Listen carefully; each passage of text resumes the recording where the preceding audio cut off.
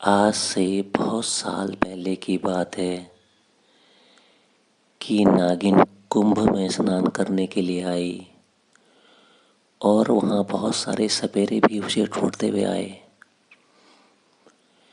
नागिन ने सपेरे को देखते हुए अपने आप को एक गठरी के अंदर बंद कर लिया।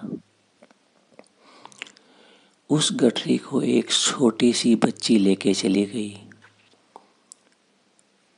और जब वो बच्ची उसे ले गई, उसने उसे जंगल में छोड़ दिया।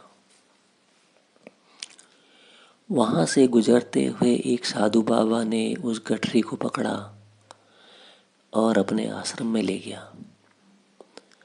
आश्रम में ले जाने के बाद उन्होंने जब गठरी खोली तो उन्होंने देखा कि उसमें एक सांप था। साधु बाबा को देखते ही नागिन अपने रूप में आ गई और उन्होंने सारी कहानी बताई। साधु बाबा ने उनको जंगल की तरफ छोड़ दिया। फिर नागिन ने जंगल में एक झोपड़ी बनाई और वहीं रहने लगी। एक दिन शिकार करते हुए एक राजा जंगल में आया और वह घायल हो गया और वह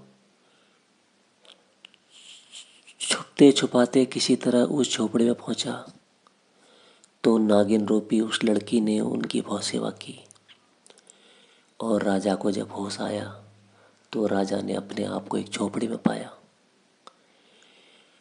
और राजा उस लड़की पर मंत्रमुग्ध हो गया और राजा ने उस नागिन रूपी लड़की को शादी का प्रस्ताव दिया और इस तरह उस नागिन और राजा की शादी हो गई और राजा नागिन को अपने साथ अपने महल में ले आया और सुखीपूर्वक रहने लगा। और नागिन के आने के बाद